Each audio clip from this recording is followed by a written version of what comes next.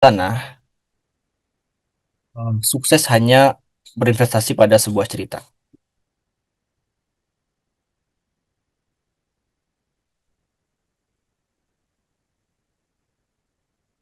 Nah, kalau teman-teman tahu, ternyata hanya dalam pitch deck atau menceritakan sebuah ide itu hanya punya waktu 1 menit untuk bikin orang percaya pada ide bisnismu. Nah, pertanyaannya, apa kira-kira yang teman-teman akan ceritakan lebih dahulu tentang bisnisnya teman-teman? Nah, mari kita sama-sama nih eh memulai dengan sebuah pertanyaan, kenapa harus bisa pitching? Karena ternyata pitching itu banyak bisnis yang gagal dapat dukungan karena komunikasinya lemah, yang pertama. Lalu yang kedua adalah pitch deck bukan cuma presentasi, tetapi cerita tentang mimpi dan harapan. Lalu ini di akhir sesi ini harapan kami sebagai dari Teh Riri kepada teman-teman itu teman-teman dapat paham kenapa pitch deck itu penting. Lalu yang kedua, bisa bikin pitch deck yang menarik. Dan yang terakhir itu bisa jelasin ide bisnis teman-teman dengan percaya diri. Nah, sekarang pertanyaan. Jadi sekarang yang harus teman-teman tanyakan, apa itu pitch deck dan apa itu how to pitch. Nah, mungkin teman-teman banyak penasaran dengan pitch deck dan how to pitch. Nah, kita coba sambut narasumber pada pagi hari ini. Beliau sungguh luar biasa ya. Kita coba panggil. Nah, ini Gus speaker kita adalah Mas Randa Sandita. Beliau adalah focal point untuk Youth Empowerment Initiative UNDP Indonesia and Technical Assistant for Youth Engagement UNDP Indonesia. Kita sambut ya coba. Halo Mas Randa, apa kabar Mas?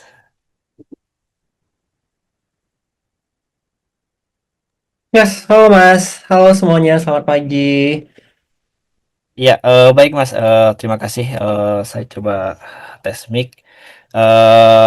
Jadi kita hari ini akan membahas tentang pitch deck dan how to pitch ya. Bagaimana menceritakan bisnismu lewat pitch deck ya Mas Randa ya.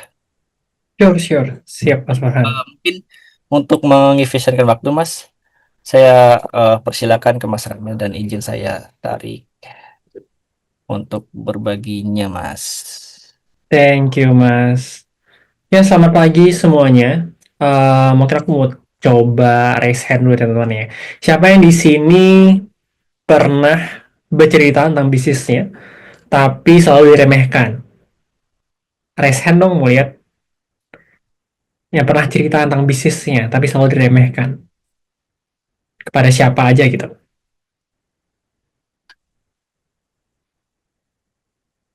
Nggak ada yang pernah ya? Nggak pernah diremehkan bisnisnya. Oke. That's good. Terus yang pertanyaanku kedua adalah siapa yang di sini bisnis yang saat ini dimasukin di program ini adalah bisnis bukan bisnis yang pertama kali.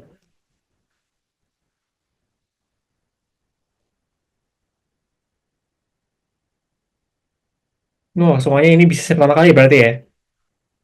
Oke, oke, that's good to know. Nah, jadi teman-teman semuanya, jadi hari ini kita akan sedikit belajar bagaimana kita menceritakan atau menjual sebuah ide kita atau menjual cerita kita untuk bisa lebih bermakna bagi bisnis dan juga kelangsungan dari usaha kita.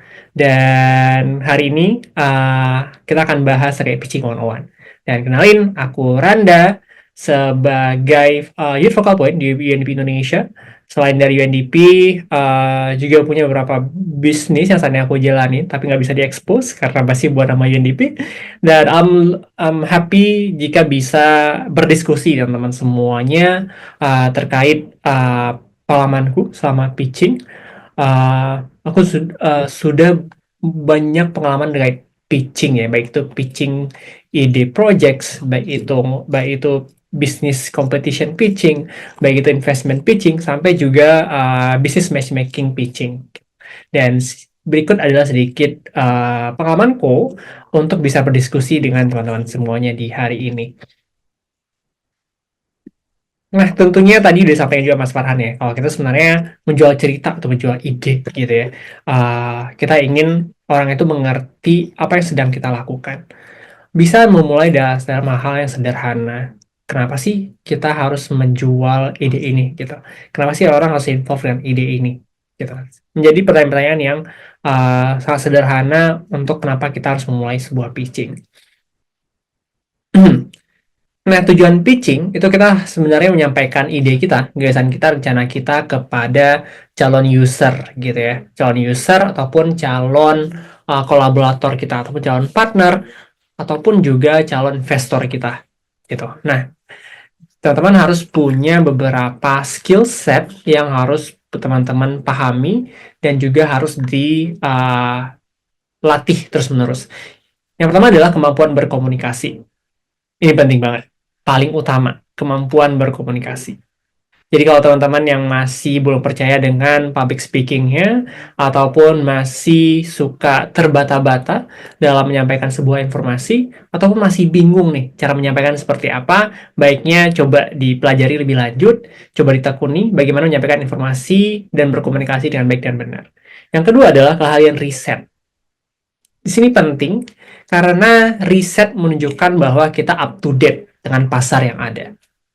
Jadi kita tahu sekarang permasalahannya apa dan produk kita fit-nya akan di mana. Kemampuan riset akan menjadi salah satu keunggulan kalian ketika kalian pitching. Kalian tahu apa yang terjadi dan kalian tahu fit dan market seperti apa.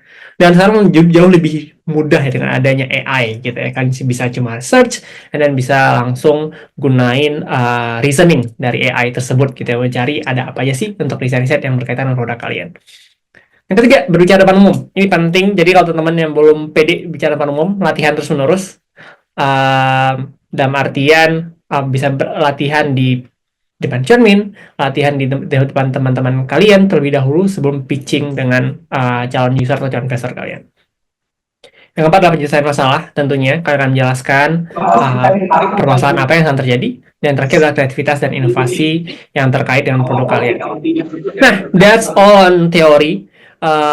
Sekarang aku akan lebih membahas terkait prakteknya seperti apa. Sebelum kalian teman-teman semua memulai sebuah pitching, tanya diri sendiri terlebih dahulu. Sebenarnya apa yang kalian cari dalam pitching? Jika nanti kalian diharapkan untuk pitching gitu ya, apa sih yang kalian cari? Apakah pitching hanya sekedar memenangkan lomba? Ataukah pitching hanya sekedar untuk kewajiban dari sebuah program? Bagiku, pitching itu hanya ada 3. Jadi aku nggak peduli menang lomba ataupun menyelesaikan sebuah program, karena ketika aku pitching, aku diberikan kesempatan untuk 3 hal. Yang pertama, mencari pendanaan.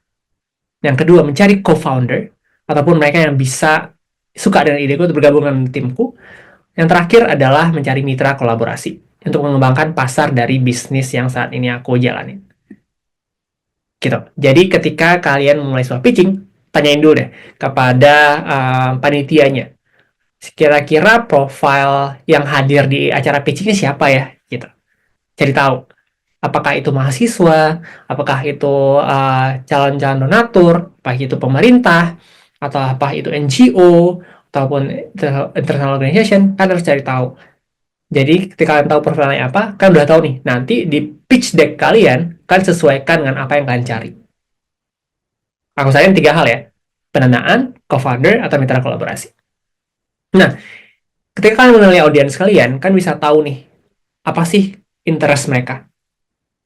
Oke, please jangan pernah pitching hanya sekedar ingin menang lomba. Atau hanya ingin sekedar menang sebuah kompetisi, menang sebuah program gitu ya. Ya, kalian hanya akan sampai di sana. Cuma sampai titik di situ. Ketika kalian pitching berdasarkan interest kalian, kan juga akan mengerti bahwa orang lain, audiens kalian juga punya interestnya masing-masing atau keinginannya masing-masing. Contohnya seperti founder gitu ataupun investor. Mereka cari berapa keuntungan nih yang bisa dia dapat dari investasi ke bisnis kalian. Let's say dia ingin investasi sekitar 100 juta rupiah ke bisnis kalian, kira-kira berapa keuntungan yang dia dapatin? tentunya semua investor itu cari untung, teman-teman. Jadi bukan dana hibah ya, yang dikasih ke teman-teman, kalian gunain sesuka kalian, nggak perlu dibalikin. Ke investor itu akan dibalikin. Tergantung berapa persen ROI-nya, dan berapa persen juga nanti investasi yang dapatin dalam kontrak kerjasama. Misalnya, dalam 100 juta, dia akan meminta sekitar 10% dari equity yang teman-teman punya, atau 10% dari jumlah saham yang teman-teman punya. Dengan syarat pembayaran ROI itu sekitar 2 tahun. Jadi 100 juta, teman-teman harus balikin dalam 2 tahun, dan kemudian investor ini akan mendapatkan 10% keuntungan dari usaha kalian selama di atas 2 tahun ke depan. Gitu. Jadi ya sesuai dengan kontrak yang kalian ingin diskusikan dengan funder kalian. Nah, yang kedua adalah organisasi donor gitu ya, kayak development partner ataupun seperti UN, PBB gitu. Yang mereka pikirkan adalah sesuai nggak sih dengan agenda yang dia miliki. Contohnya nih, kalau dari kita di UNDP, agendanya youth empowerment. Sesuai nggak produk kalian? Sesuai nggak dengan interest kita? Terutama ada youth empowerment, ada climate, terus juga di sini ada governance, anti corruption, dan banyak hal banget dari UN gitu ya. Jadi sesuai nggak produk kalian dengan agenda kita? Kalau sesuai, kita akan kasih dananya dan akan kita beli. Seperti itu. Kalau masyarakat, kalau pemerintah akan lebih tanya apa sih kontribusinya ke masyarakat. Makanya kalau di Dispora itu ada namanya pemuda pelopor. Jadi kalau teman-teman pernah ikutan pemuda pelopor atau wira muda, itu mereka lihat kontribusi kalian apa sih di masyarakat. Jadi impact-nya akan lihat. Produk kalian ada impact seberapa banyak, atau kalian usahanya ada berdampak apa di masyarakatnya. Nah, kalau individu akan lebih banyak apa untungnya sih bagi saya untuk beli produk kalian gitu. Orang-orang misalnya suka random gitu ya, datang ke sebuah pitching, nggak mau mewakilin apapun, dia cuma pengen dengerin. Kadang dia cuma pengen tahu produk yang lagi hot apa sih gitu. Dan selalu bertanya, interestnya cuma satu, apa untungnya bagi dia sebagai calon klien atau calon konsumen untuk beli produk kalian. Gitu, jadi kenalin. Jadi misalnya nanti di acara pitching nanti, misalnya ada 100 orang yang diundang gitu ya.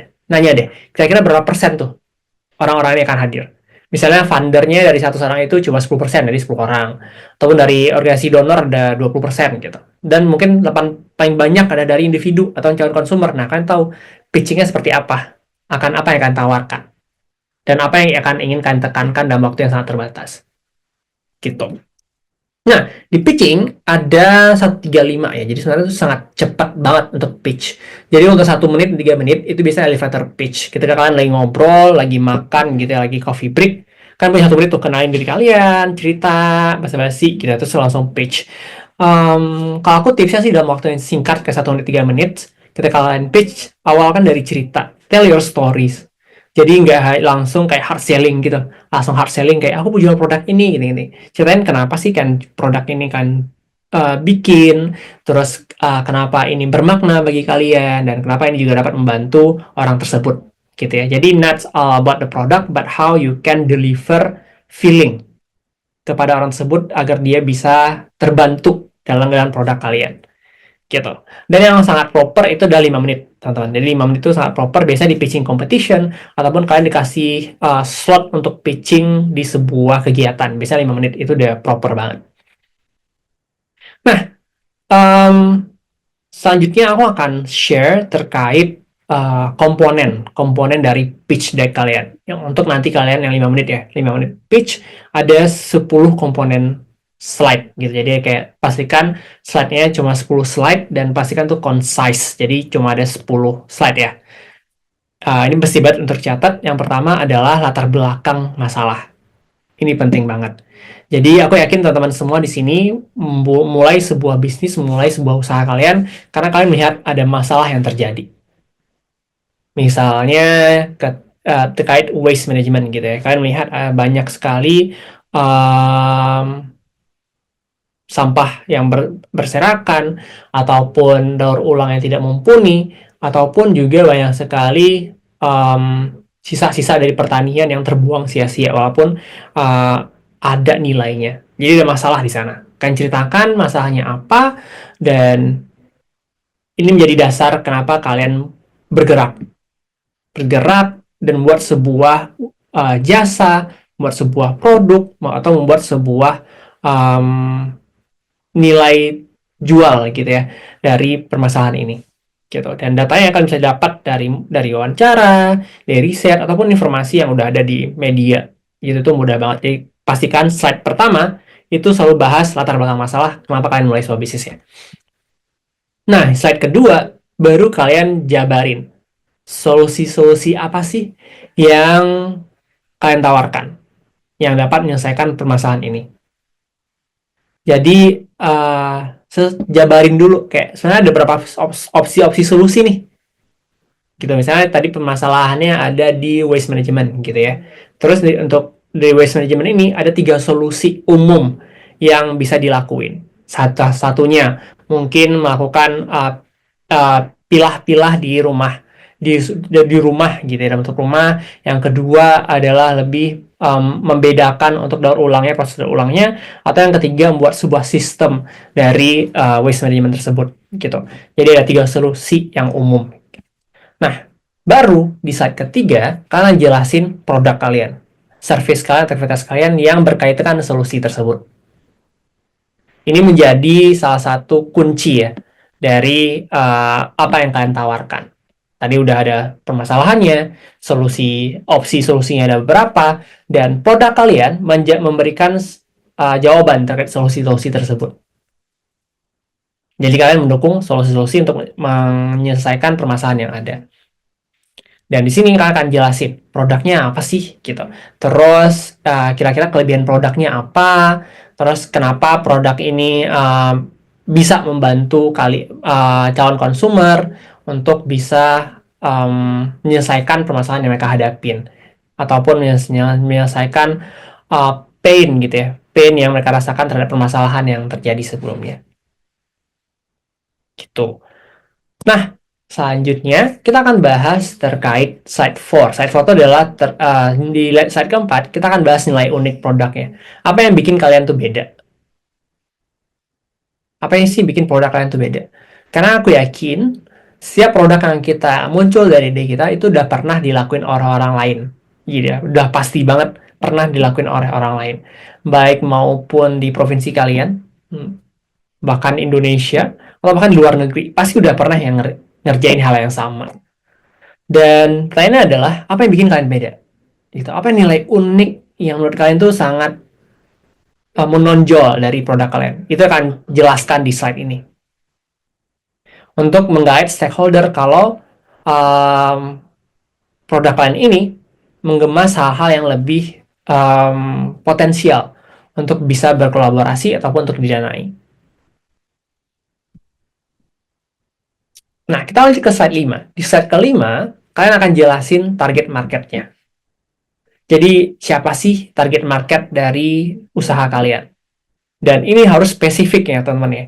Karena kebanyakan yang aku lihat adalah banyak orang-orang yang bikin target marketnya sangat luas. Misalnya, semua umur bisa beli kok produknya. Oke, semua umur oke. Terus, dan itu hanya sampai di situ. Tapi nggak spesifik siapa sih target market yang sebenarnya agar lebih apa ya, kayak sniper gitu ya. Kita dalam marketing kita harus kayak sniping gitu ya. Harus tepat sasaran siapa target market kita. Makanya menentukan target market dengan personanya itu lebih mudah untuk kita ngelakuin ads, untuk kita ngelakuin marketing story, ataupun kita untuk ngelakuin storyboard gitu ya, konten-konten seperti apa sesuai dengan target konsumen kita. Nah, jadi tentuin ada usianya, range usia penting banget, karena nggak mungkin kalian jual, misalnya kan jual lollipop tapi target marketnya orang-orang yang lebih dewasa gitu ya, ataupun kalian menjual hal-hal yang kayak tongkat gitu tapi target marketnya orang-orang yang lebih muda. Jadi pastikan range usia tuh ada, terus juga lakuin tingkat pendapatan, ini penting banget. Sebenarnya kalau di Indonesia tuh orang-orang sukanya nyebutnya 3 hal gitu ya. Kayak menengah ke bawah, menengah, dan menengah ke atas. Jadi ada 3 target market. Dan kebanyakan, karena populasi yang paling banyak itu adalah menengah ke bawah. Jadi teman-teman harus tahu. Biasa tuh tingkat pendapatan berapa. Misalnya ada UMR gitu ya. Zero to UMR. Kira-kira berapa persen yang mereka ingin keluarkan untuk beli produk kalian. Misalnya produk kalian 10.000 gitu ya per produknya. dan ini produk yang bisa dibeli tiap harinya. Kira-kira orang ini willing nggak untuk keluarin 10.000 untuk beli produk kalian? Gitu. Karena untuk mengetahui tiga pendapatan ini, kan tahu nih strategi apa yang untuk dipilih ke mereka yang kaum mendang-mending gitu ya, mendingan mending ini mending itu, atau kepada mereka yang memikirkan terkait value gitu ya, baik service-nya ataupun mereka yang beli terkait apapun produknya, asalkan itu membantu dia akan beli berapapun harganya. Jadi sesuai dengan tingkat pendapatan. Terus baru lokasi tinggal, ini juga penting banget. Lokasi tinggal dalam spesifik, baik itu di tingkat kecamatan, kalau kecil banget ya tingkat target marketnya, ataupun tingkat satu provinsi, ataupun senasional. Aku selalu saranin untuk start small sih. Saran artinya satu provinsi terlebih dahulu. Jadi kalian tahu nih kompetitor-kompetitor di provinsi itu siapa, dan kalian tahu target marketnya ada berapa di sana untuk kalian bisa snipe tuh untuk ads. Jadi lebih mudah dan lebih efisien juga ketika kalian ngelakuin marketing. Nah, kalau produk kalian itu berkaitan dengan hobi seseorang gitu ya, juga penting. Misalnya kalau target kalian itu orangnya hobi bertani ataupun menanam gitu ya, kan bisa tahu tuh, oh kayaknya orangnya akan beli ini deh. Jadi kan udah langsung terkerucut kembali. Jadi orang yang usianya sekian, pendapatannya menengah gitu contohnya ya, berlokasi tinggal di provinsi ini yang punya hobi ini. Mengerucut lagi jenis kelaminnya apa? Perempuan atau laki-laki gitu ya. Jadi langsung terpisah dua tuh, langsung lebih kecil lagi. Dan yang terakhir adalah tantangan. Tantangannya tuh kira-kira orang ini, uh, mereka yang mempunyai tantangan terkait misalnya contohnya waste management gitu ya, mereka yang nggak suka terkait sampah yang berserakan gitu, ataupun mereka yang lebih suka produk-produk yang environmental friendly. Jadi kayak udah tahu nih spesifik banget itu adalah target market kita gitu. Jadi kan udah betain berapa banyak di provinsi kalian. Misalnya udah kalian hitung, ternyata ada 1 juta orang gitu di provinsi kalian yang menjadi potensi market. Bayangkan 1 juta orang ini membeli produk kalian yang senilai 10.000. Itulah total potensi revenue yang akan kalian capai jika kalian bisa menargetkan semuanya. Tentunya secara realistis mungkin kita akan bisa mencapai sekitar 20%, 30% akan beli produk kita. Itu akan kita cari gitu ya. Kita akan cari dan gimana caranya bisa mencapai target market tersebut. Nah, di slide ke-6 baru tadi yang membahas terkait ukuran dan ceruk pasar yang tadi aku udah jelasin. Kita ada TAM, SAM, SOM. Ini penting banget untuk dijelasin di slide kalian. Di slide ke-6 jelasin TAM, SAM, SOM. Jadi TAM itu adalah total available market. Jadi tadi total berapa besar pangsa pasar kalian. Contoh, kalau kebanyakan kesalahan itu adalah mereka bikin satu Indonesia gitu ya. Satu Indonesia gede banget gitu. Gede banget masyarakatnya. Jadi 6 kayak pasti tahu kayak 64 juta orang gitu ya misalnya, menjadi total available marketnya karena ada total permintaan terkait produk atau jasa kamu gitu. It's correct, tapi menurut aku nggak realistik. Jadi tadi pastikan kamu mulai di mana. Jadi misalnya tadi kamu mulai di provinsi gitu ya, total permintaan di pasar di provinsi itu berapa banyak. Misalnya tadi angkanya di situ total populasinya ada 2 juta di provinsi, masukin di situ, tamnya ada 2 juta. Terus SAM itu adalah segmen dari TAM yang mudah yang kamu jangkau gitu. Mungkin kayak cukup bisa digapai lah, mungkin dari 2 juta sekitar 60%-nya yang bisa kamu capai. Jadi masukin di situ. Jadi 2 juta 60%-nya berapa? Masukin di sana. Jadi 600.000 orang gitu ya yang bisa untuk dicapai dari usaha kamu yang sesuai suka dengan produk kamu. Nah, yang terakhir adalah SOM. Itu yang harus kamu fokus. Jadi paling mungkin, paling spesifik, paling dekat dengan produk kamu yang bisa kamu jangkau dalam waktu singkat. Makanya tadi kita semakin spesifik dengan target market kita bisa tahu, oh total orang tuh di sini. Makanya tadi ada 600.000, nyata ada 100.000 orang yang sangat potensial untuk bisa beli produk kamu. Jadi kan kamu akan fokus gimana bisa ambil SOM itu dari penjualan. Jadi jelasin di slide 6. Di slide ke-7, di sini kamu akan jelasin terkait kamu strategi pemasaran seperti apa. Dalam artian, beda ya guys, pemasaran dan sales itu beda, hal yang berbeda. Kalau marketing, ibaratnya kamu jelasin ke orang awareness, kayak jelasin ke orang produk kamu apa. Dan sales itu kan, sales adalah orang-orang yang membantu mereka yang udah punya awareness kayak produk untuk membeli.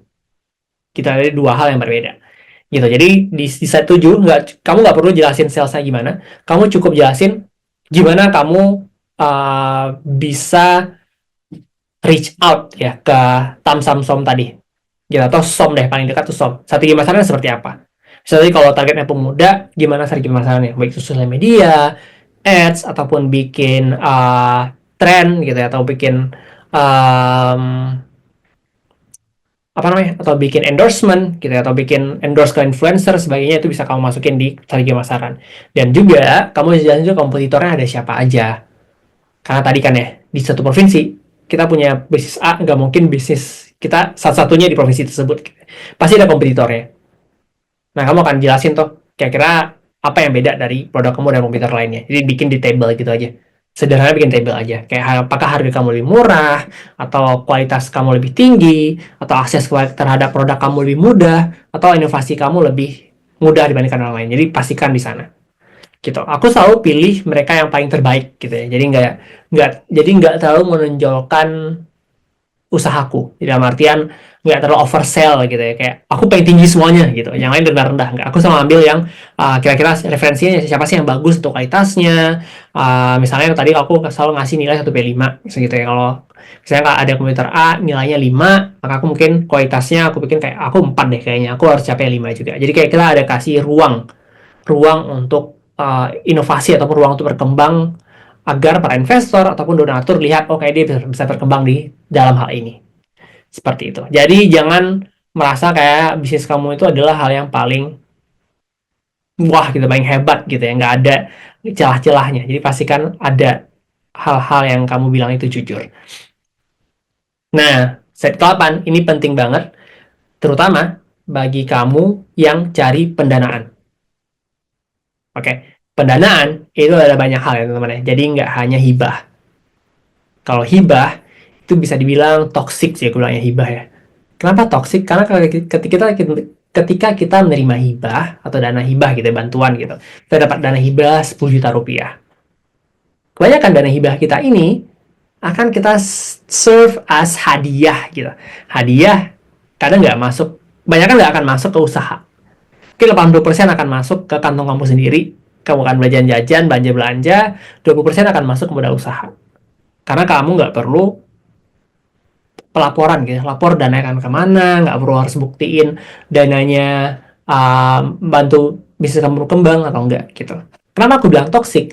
Karena mereka yang cenderung mencari dana hibah akan ikutan program-program lainnya untuk dapatin dana hibah.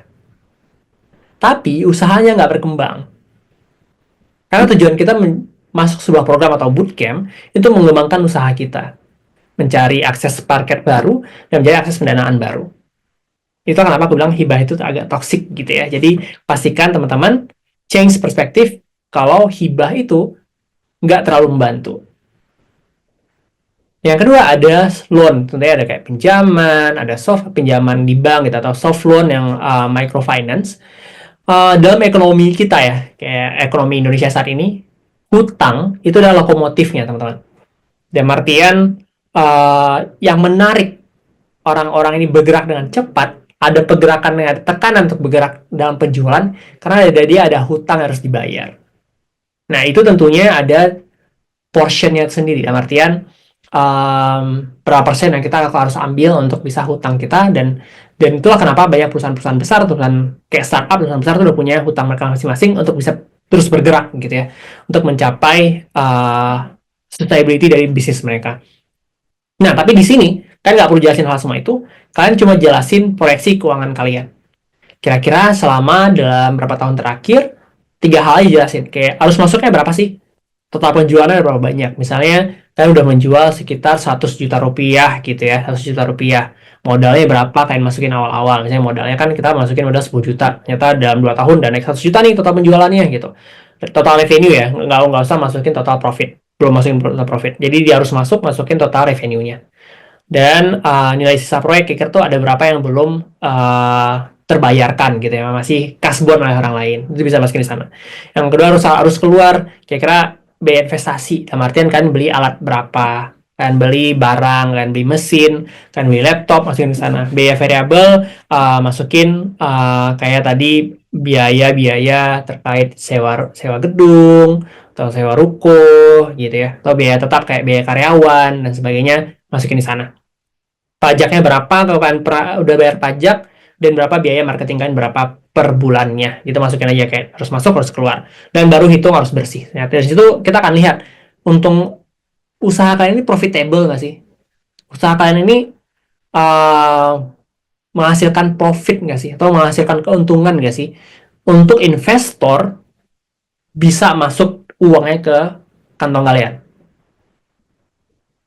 Gitu. Jadi ketika dia lihat, oh kayak profit nih usahanya. Jadi kayaknya aku kalau investor, kalau lihat usaha yang profit, aku akan lihat ada potensi juga bisa aku tap in gitu ya.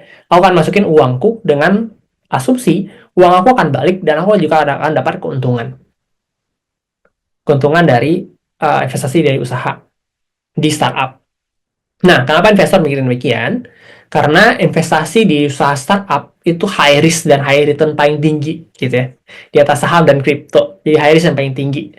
Karena misalnya tadi valuasi usaha kalian 100 juta rupiah, dia beli dengan harga 50 juta gitu ya untuk dapatin 10% saham kalian. Ketika nanti valuasi usaha kalian menjadi 1 miliar rupiah, dia udah untung 10 kali lipat gitu ya dari saham yang dia miliki di usaha kalian. Gitu. Makanya banyak tuh angel-angel investor ataupun investor-investor itu yang mencari usaha-usaha potensial. Yang dia lihat ada dua hal, teman-teman. Jadi di proyeksi keuangan yang dia lihat adalah bersih nggak atau sehat nggak proyeksi keuangan kalian dan gimana foundernya. Gitu. Jadi dua hal yang dia lihat untuk menjadi investasi ke usaha kalian. Jadi pastikan tercerminkan jelas di sini proyeksi keuangannya seperti apa di usaha kalian. Kalau kalian nyari kolaborator ataupun nyari co-founder, kan juga bisa jelasin, misalkan pasti ada naik turun kan ya. Jelasin kalau turunnya kenapa, dan ini gimana kan bisa atasinnya jika ada kolaborator atau mitra yang bisa membantu situasi ini. Jadi jelasin sebaik mungkin. Dan please jangan memainkan data ya, memainkan data proyeksi keuangan. Jadi kayak kalau kan pernah banyak banget ya, kayak paling terkenal itu ada e-fishery kan, memainkan proyeksi keuangannya, jadinya kayak penipuan dan sebagainya itu big no ya, please jangan dilakuin. Slide ke-9, itu kita akan bahas terkait roadmap. Ini kita akan melihat visi kalian akan seperti apa sih dalam usaha kalian. Misalnya dalam 2 tahun ke depan, 3 tahun ke depan akan seperti apa usahanya. Nah, mungkin tahun 2025 kalian akan ada sekitar 100 customer atau menambah lahan produksi, memperluas pasar di kota W gitu ya contoh-contohnya. Terus 2026 kalian akan bikin produk baru mungkin dengan petani ataupun memperluas pasar kota lain dan 2027 sebagainya. Jadi kayak kita akan melihat roadmap-nya kan seperti apa sih dari usaha kalian.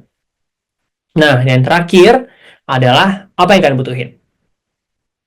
Kadang teman-teman tuh suka terlalu banyak jelasin banyak hal gitu di belakang, tapi waktu kalian tuh nggak cukup untuk jelasin apa sih kalian butuhin untuk di pitching ini. Jelasin aja.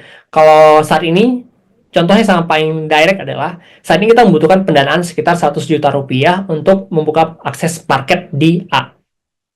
Gitu. Ataupun yang paling atau lainnya kayak ini kita mencari kolaborator atau distributor untuk kolaborasi terkait produk penjualan B gitu.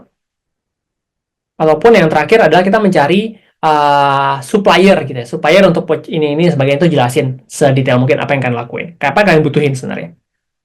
Gitu. Nah, yang paling tantangan yang paling bermakna bagi kita ketika kita melakukan pitching adalah gimana kita menyampaikan semua informasi yang kalian ingin sampaikan dalam waktu hanya 5 menit propernya ya. Caranya adalah jangan jelasin deck, biarkan hal-hal yang tertulis di deck itu dibaca, tapi kan jelasin dengan mudah gitu ya ke orang lainnya. Jadi biarin orang baca decknya, tapi kalian jelasin apa yang kalian jelasin. Jadi nggak terpaku dengan deck. Jangan membaca deck kalian.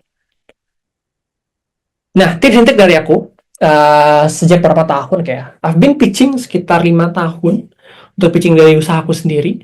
Dan tipsnya adalah selalu pakai angka untuk benchmark. Jadi dalam artian, ketika tadi permasalahannya ada 1 juta gitu ya, idealnya berapa? Jadi selalu pakai angka. Itu penting banget orang bisa dapat gambaran. Dan selalu ada artikulasi pelafalan. Dalam artian tuh kan udah tahu kalian akan cerita apa.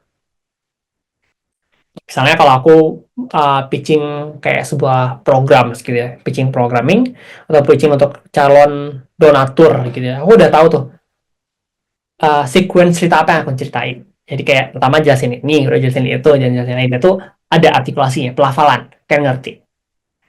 Dan harus percaya diri, percaya aja, percaya diri kalian. Kan udah latihan, kan udah bangun usaha ini, percaya diri aja. Karena itu akan dilihat dari diri kalian. Tempo berbicara juga harus dijaga. Jadi jangan terlalu cepat, terus juga harus jangan terlalu lambat. Pastikan poin-poin penting itu tersampaikan dengan baik. Jadi kayak ada jeda setiap poin-poin penting yang ingin kalian sampaikan. Of course, training, training, training. Itu ya, latihan, latihan, latihan. Penting banget agar kalian bisa ready ketika pitching. Pitching bukan berarti presentasi ya, teman-teman ya. Um, Banyak banget aku temuin orang-orang yang harusnya pitching, tapi cuma presentasi kayak di kelas gitu ya, kayak di kelas di sekolah. Kayak that's a big no. Kita kayak nggak yakin gitu, oh dia mungkin hanya melihat ini sebagai kompetisi, dia cuma ya udah presentasi aja gitu. Jadi kayak oh ya udah gitu. Kita juga ya udahin aja usahanya. Itu cuma presentasi. Karena pitching ini kita meyakinkan orang apa yang kita mau tadi di awal gitu. Role play. Jadi kalau kalian punya teman dekat, bagus banget untuk bisa role play, kasih pertanyaan-pertanyaan yang bisa dilakuin, jadi bisa lebih mudah untuk kolaborasinya. Dan yang paling terakhir dari aku adalah jujur. Ya jangan mengada-ngada. Jangan mengada-ngada banyak hal yang bukan ada di bisnis kalian. Jujur aja, jawab dengan tanggung jawab apa yang akan ditanyain oleh usaha oleh mungkin dari jurinya atau dari orang lain terkait usaha kalian. Jadi jujur aja. Itu yang mungkin kalian menjadi lebih trustworthy ya. Ataupun kita lihat ada clarity tuh dari kalian dan usahanya. I think that's all untuk dari aku terkait gimana sih kita bisa ngelakuin pitching yang efektif dan juga lebih uh, eye catching gitu ya, ear catching mesti bilang. Untuk orang-orang yang hadir nanti di pitching session di program kita kali ini. Aku selalu ingetin, jangan pernah anggap pitching session sebagai presentasi ataupun hanya sebagai bidang untuk completion dari sebuah program. Selalu treat kesempatan untuk pitching, untuk cari donatur, untuk cari mitra atau co-founder atau cari tim, ataupun untuk cari kolaborator gitu ya, mitra-mitra untuk mengembangkan usaha kalian. Baik itu distributor, baik itu um, partner gitu ya, company partner dan sebagainya. I think that's all dari aku. Aku serahin kembali ke Farhan. Let's go Farhan. Oke, baik. Terima kasih Mas Randa. Wah, luar biasa sekali ilmunya dari Mas Randa dan pengalaman-pengalaman, sharing pengalamannya bagaimana cara membuat pitch deck dan bagaimana trik atau tips and trick saat presentasi pitch decknya teman-teman atau ini. Baik, izin Mas Randa mungkin untuk saya buka sesi pertanyaannya kepada beberapa peserta yang ingin bertanya. Mungkin kepada teman-teman peserta Genaris Pakatau, saya persilahkan untuk menanyakan terkait pitch deck kepada Mas Randa. Kebetulan Mas Randa ini perwakilan dari UNDP. Beliau sangat luar biasa dan berpengalaman dalam salah satunya poin materi siang hari ini. Silakan kepada teman-teman yang ingin bertanya, mungkin boleh raise hand terlebih dahulu. Atau ada beberapa pertanyaan dari teman yang siapa tahu malu-malu atau lagi ada kesibukan, boleh list di kolom chat, nanti saya bantu sampaikan pertanyaannya.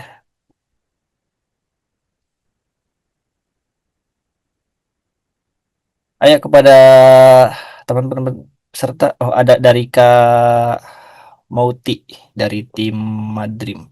Silakan Kak. Oh iya, terima kasih Kak untuk kesempatannya. Kak Anda, saya mau bertanya. Jadi saya tuh pernah pitching dan alhamdulillah menggait investor. Tapi apa yang ditawarkan investor itu kita tidak butuhkan gitu Kak, nggak sesuai sama usaha kita. Itu baiknya ditolak atau diterima gitu Kak. Yes, aku langsung jawab langsung ya Farhan ya. Thank you Mutia atas pertanyaannya. Oke, jadi aku juga pernah punya kesempatan pitching dan ada beberapa calon investor bisa dibilang ya, calon investor yang menawarkan sesuatu. Dan ada beberapa yang menurut aku butuhin dan ada beberapa yang menurut aku kayak kayak enggak deh, gitu ya. Kayaknya enggak deh. Tapi aku belajar bahwa sebenarnya aku nggak perlu menutup pintu kepada calon investor ini gitu ya. Aku harus sadari bahwa ketika mereka datang ke aku, mereka udah punya interest nih untuk usahaku. Mungkin aku nggak butuh hal itu sekarang, kan mungkin bisa tahun depan atau 2 tahun lagi. Yang aku lakuin adalah nggak menutup pintu, tapi tetap keep contact. Aku nggak butuh itu sekarang, tapi aku tetap akan keep contact dengan mereka dan akan lihat nih, kira-kira aku akan butuh itu nggak ya ke depannya. Jadi aku akan track langsung nih. Nanti ketika aku butuh, aku bisa hubungin lagi atau kayak kopi bareng, gitu ya, ngopi bareng, ataupun ya, langsung kasih tawaran ini itu ke dia untuk bisa lebih berkolaborasi di tahun depan atau 2 tahun lagi. Jadi gitu Mut ya, walaupun kamu nggak butuh itu sekarang, kamu bisa keep. Jangan langsung tutup pintu, oh nggak bisa pak, gitu langsung tutup pintu, ya udah kamu kayak tinggalin dia kayak ghostingin gitu gitu. Padahal udah interest dalam usahamu gitu. Jadi keep aja. Siapa tahu kamu akan kolaborasi tahun depan atau tahun 2 tahun lagi. Gitu. Semua menjawab ya, nanti ya. Bagaimana kamu, Ti? Apakah ada respon lebih dalam atau cukup, Kak? Cukup Kak, lagi berpikir untuk merespon tadi apa jawaban dari Kak Anda. Oh iya, siap. Terima kasih kamu, Ti. Baik, selanjutnya Kak izin ada Kak Oka Dwi Putra. Silakan Kak Oka untuk on mic-nya. Baik, terima kasih banyak. Selamat pagi, Mas Rohan dan Kak Randa. Terima kasih banyak atas sharing materinya. Eh, Mungkin saya harus manajemen ini. Kami mau tanya Kak terkait sebenarnya kalau di kami di Timur khususnya di Makassar itu saya sendiri belum pernah ada kesempatan untuk pitching investor. Pertanyaannya sederhana, gimana sih Kak caranya reach investor itu? Maksudnya namanya investor itu gimana Kak? Apa kami yang di Timur yang belum punya ekosistem seperti di Jakarta atau di daerah-daerah metropolitan bisa uh, reach melalui misalkan by email kah atau by apa uh, sosial media investor-investor itu Kak. Mungkin itu Kak. Mungkin ada saran dan masukan Kak. Terima kasih Kak. Yes, thank you Oka. Aku langsung izin jawab ya.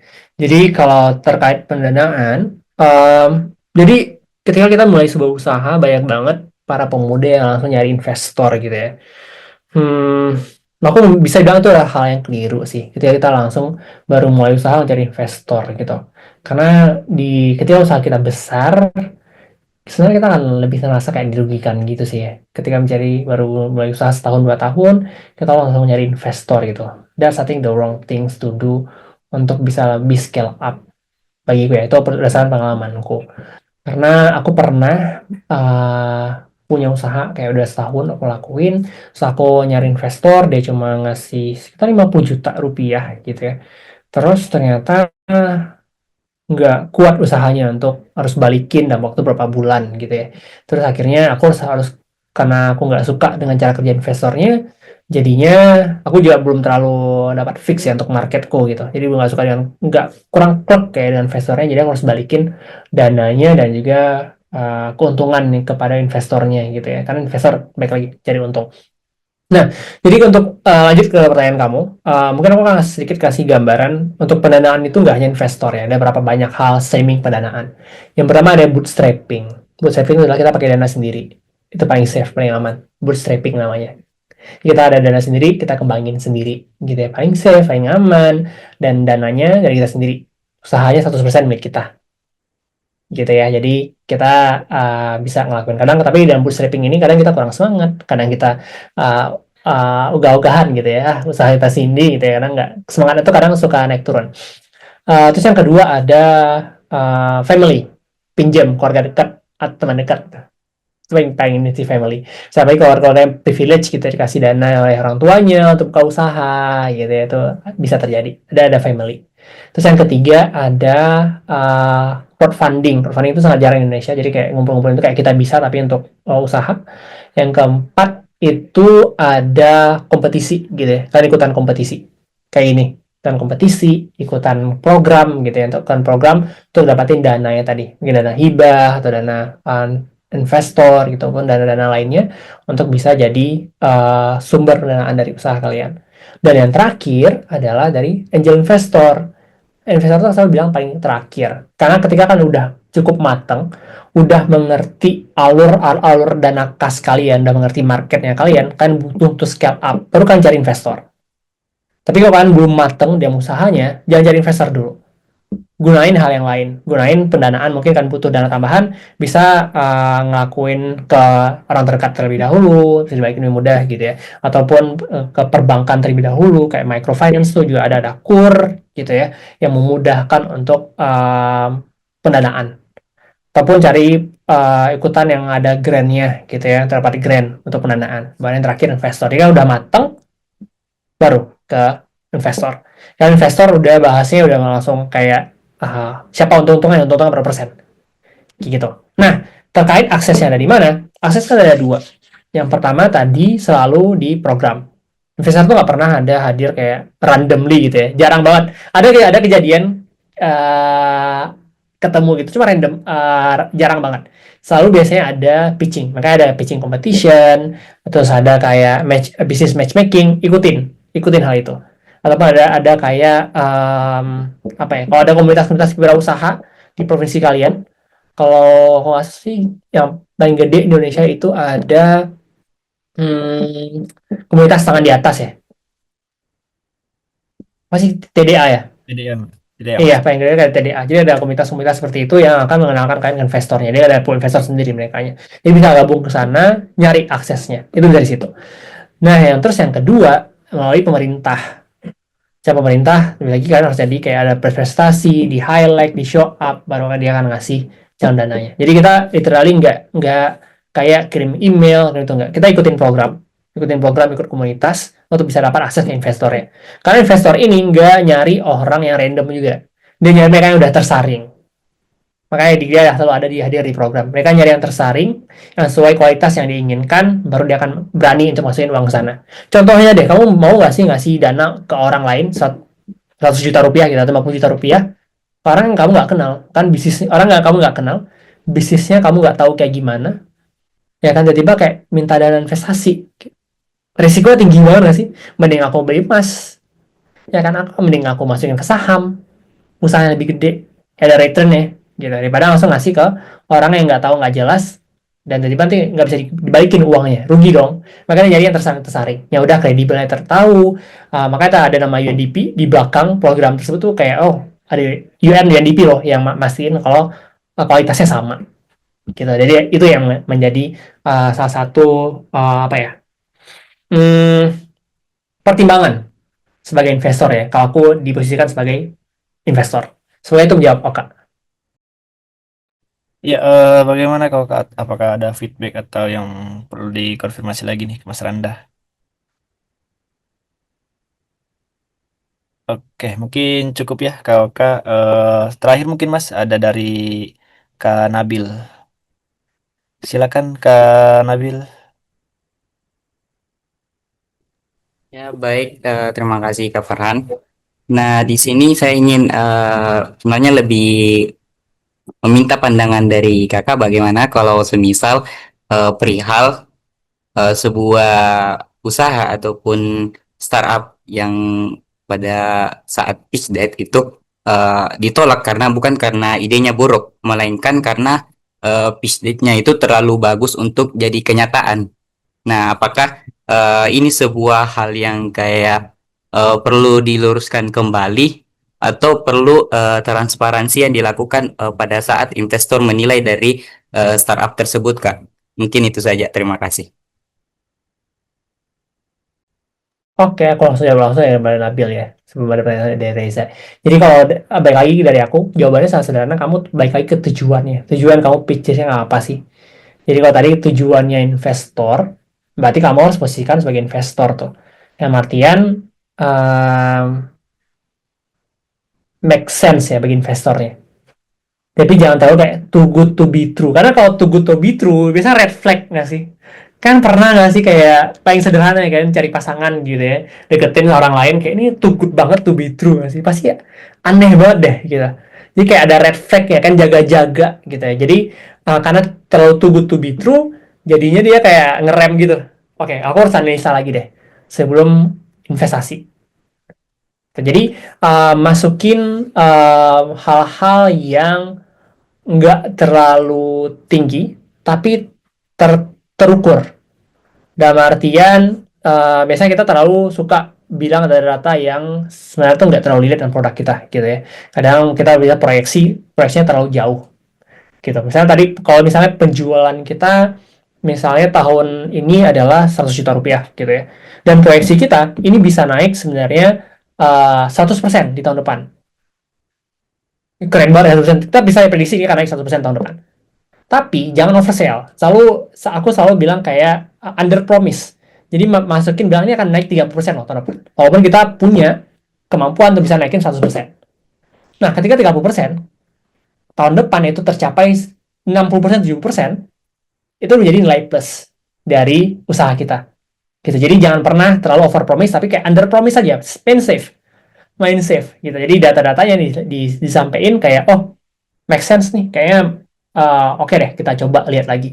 Karena there's no way investor yang sekali kamu pitching langsung ngasih uang di hari itu jarang banget dan bahkan nggak pernah terjadi gitu ya. Dia pasti akan minta meeting lanjutan dengan kamu.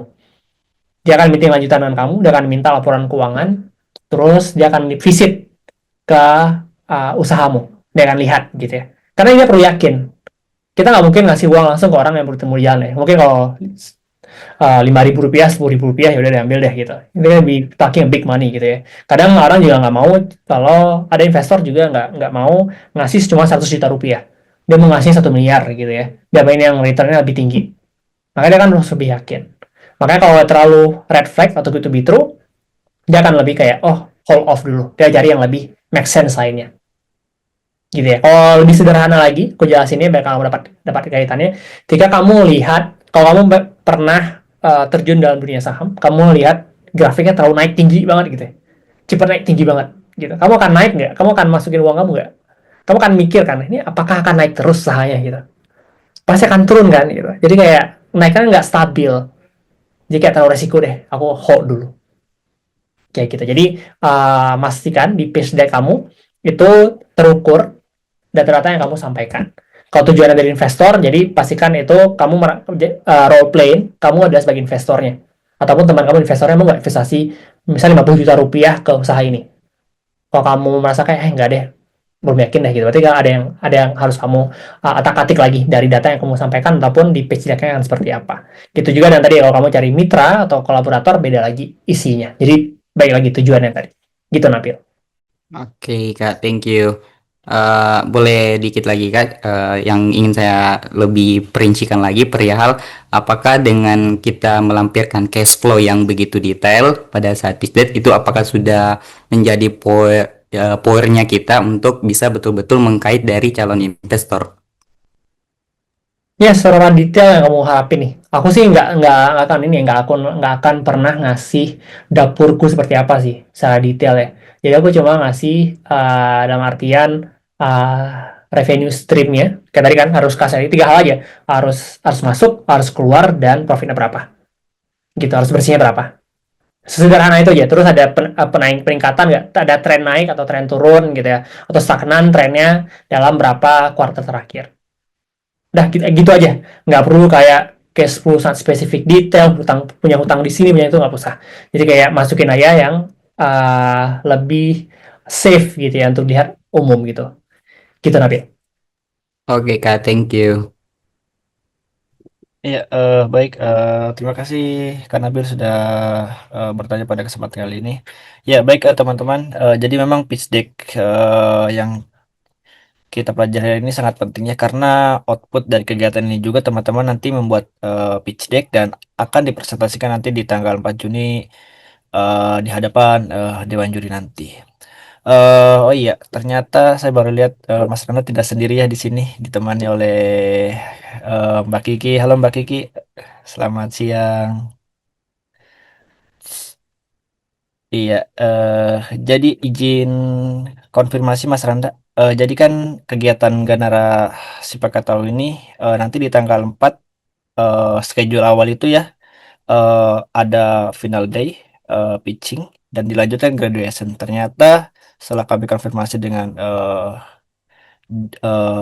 pemerintah Kota Makassar, ternyata Pak Wali belum bisa menghadiri tanggal tersebut. Jadi kami agendakan yang di tanggal 4 Juni itu eh, untuk pitching terlebih dahulu presentasinya. Itu secara online, Mas. Kemarin saya sudah sempat mengirim suratnya ke Samsara melalui Mbak Arma.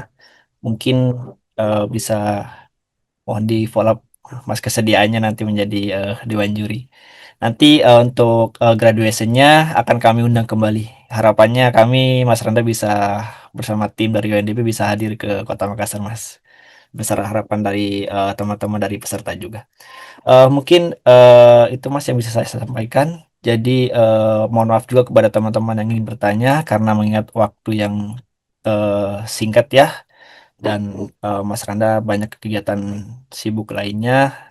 Untuk terakhir kita ada ritual seperti biasa ya. Kita akan mengadakan sesi foto bersama dengan pemateri kita siang hari ini. Mungkin kepada teman-teman peserta izin silakan untuk mengaktifkan kameranya. Kita sama-sama untuk foto bersama.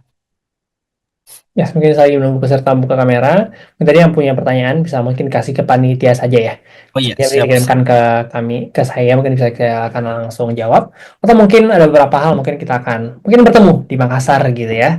Untuk bisa ngobrol lebih lanjut dan diskusi. Mungkin juga bisnis kita bisa bisa berkolaborasi satu sama lain. Dan aku akan lihat sih potensinya seperti apa. Gitu. Thank you Mas Fan. Kita looking forward juga nanti terkait follow undangannya dibantu Kiki. Mungkin kepada teman-teman ya sudah aktifkan kamera semuanya. Baik, saya izin screenshot ya. Baik, dalam 3, 2, 1. Selanjutnya ganti gaya. Ya, silakan 3, 2, 1. Oke, terima kasih sebelumnya Mas Randa sudah meluangkan waktunya pada kegiatan workshop kali ini. Materinya cukup luar biasa dan memberikan gambaran banyak informasi-informasi dan ilmu-ilmu yang disampaikan kepada teman-teman peserta Ganalis Pakatau. Mungkin siapa tahu Mas ada kegiatan lainnya karena kami ada sesi berikutnya Mas untuk break room. Dipersilakan kalau misal mau izin live dari room, Mas. Yes, terima kasih banyak semuanya. Aku izin live ya. Sampai ketemu nanti. Assalamualaikum.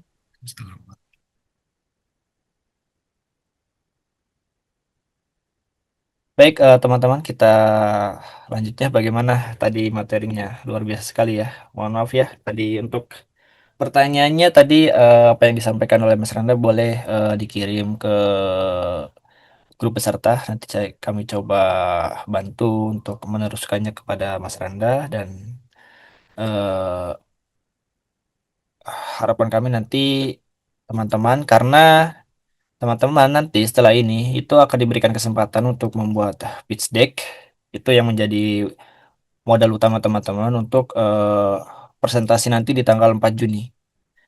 Untuk pitching nanti di tanggal 4 Juni nanti di hadapan Dewan Juri. Dan salah satunya harapan kami Mas Randa itu menjadi Dewan Juri kami dan itu pitchingnya itu secara online. Nah nanti karena kita ada kegiatan graduation, itu graduationnya belum eh, ada tanggalnya pastinya berapa, tetapi konsep awal kami adalah graduation ini akan dihadiri oleh Wali Kota Makassar. Jadi harapan kami teman-teman, semua tim dari 20 tim, harapan kami bisa hadir ya di final nanti, final day, dan bisa hadir juga di graduation. Oh iya, sedikit informasi juga nanti di tanggal 30 sampai tanggal 31 itu akan ada sesi mentoring. Jadi kita akan memfasilitasi teman-teman bagaimana persiapan teman-teman dalam persiapan pitchingnya nanti di tanggal 4 Juni. Jadi ada beberapa mentor yang akan dampingi teman-teman untuk betul-betul maksimal dalam memastikan teman-teman dapat apa namanya dapat mempresentasikan di tanggal 4 Juni. Oke, teman-teman, kita lanjut kepada sesi break room ya. Jadi saya izin share screen.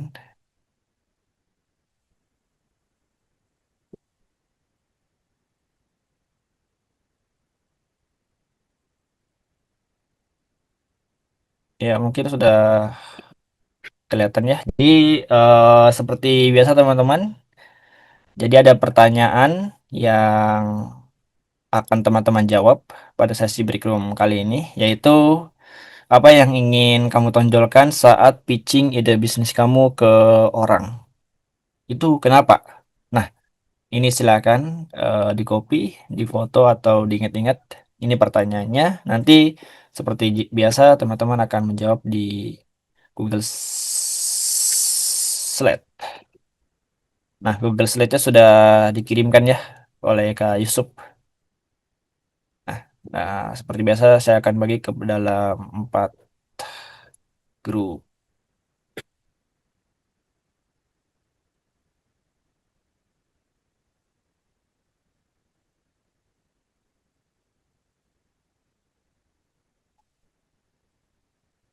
Oke, teman-teman, silakan jawab pertanyaannya ya.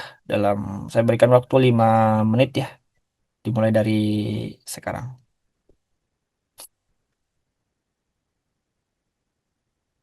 Silakan gabung kepada ruangan yang sudah saya bagi ya.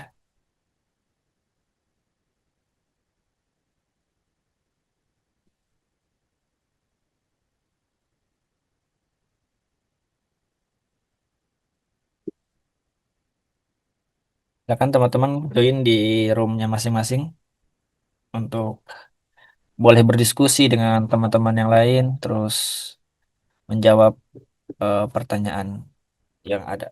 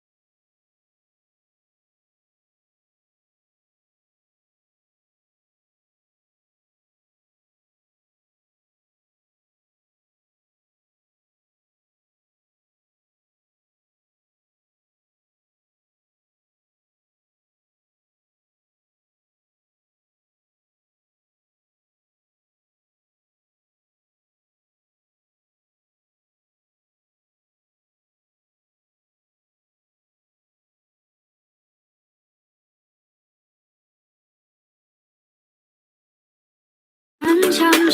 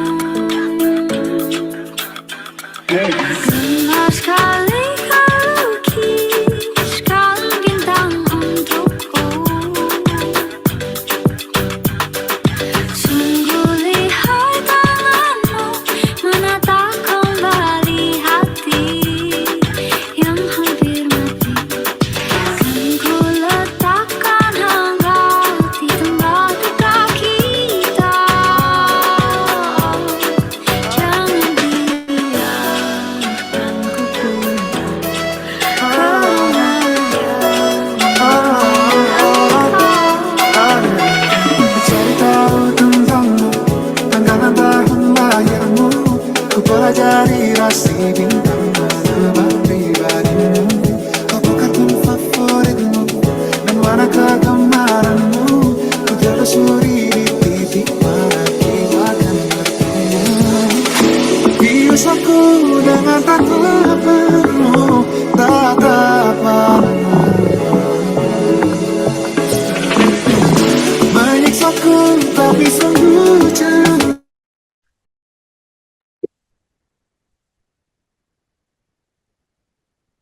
Iya, baik. Selamat datang kembali teman-teman. Jadi bagaimana tadi pertanyaan cukup mudah ya, sudah dijawab semua ya. Jadi pertanyaan untuk workshop sesi kali ini tuh cukup satu, hanya satu aja ya. Nanti sebenarnya ada satu workshop lagi yang harus teman-teman ikuti. Nanti kami akan infokan lebih lanjut. Dan untuk sebelum kita mengakhiri kegiatan ini, saya mau share dulu link absen pada teman-teman. Iya, ada pertanyaan dari Kak Muti. Besok berarti libur ya? Iya Kak. Jadi ini sebenarnya kalau secara workshop ini hari terakhir ya. Cuma kan kemarin ada satu workshop yang di reschedule. Nah itu kita akan infokan lebih lanjut di grup. Ini sambil silakan teman-teman isi absensi ya di form. Dan sambil saya sedikit jelaskan. Jadi kalau secara schedule kami ini hari terakhir, cuma kemarin ada satu workshop yang kami reschedule itu info waktunya nanti akan kami sampaikan lebih lanjut di grup dan perlu diingat nanti di tanggal 30 sampai tanggal 31 itu ada mentoring. Nah, kami akan bagi dengan beberapa kelompok. Kemungkinan ada 3 mentor yang akan mengawal teman-teman ya. Nah, silakan saya arahkan kepada teman-teman untuk mulai dari sekarang nih cicil perbaiki pitch deck-nya yang sudah disampaikan tadi oleh Mas Randa ya. Sesuaikan bagaimana, silahkan. Tadi kan Mas Randa bilang ada 10 slide ya maksimal. Dan slide satu apa, slide kedua apa, dan selanjutnya sampai slide terakhir. Silakan mulai dicicil dari sekarang karena nanti di tanggal 4 teman-teman akan pitching di hadapan Dewan Juri. Iya, Kak Oka, silakan Kak. Kak Farhan bisa minta materinya enggak yang tadi? Ya, Mungkin bisa dibantu share materinya Kak, materi presentasinya Kak.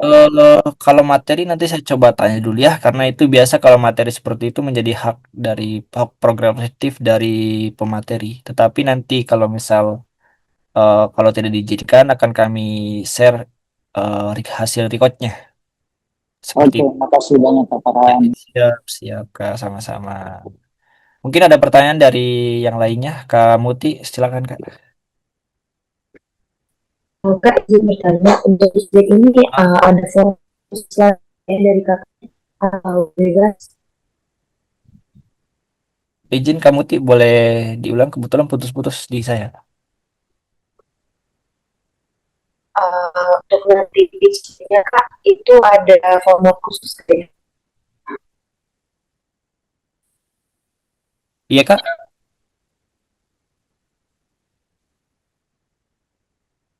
gimana kamu Ti?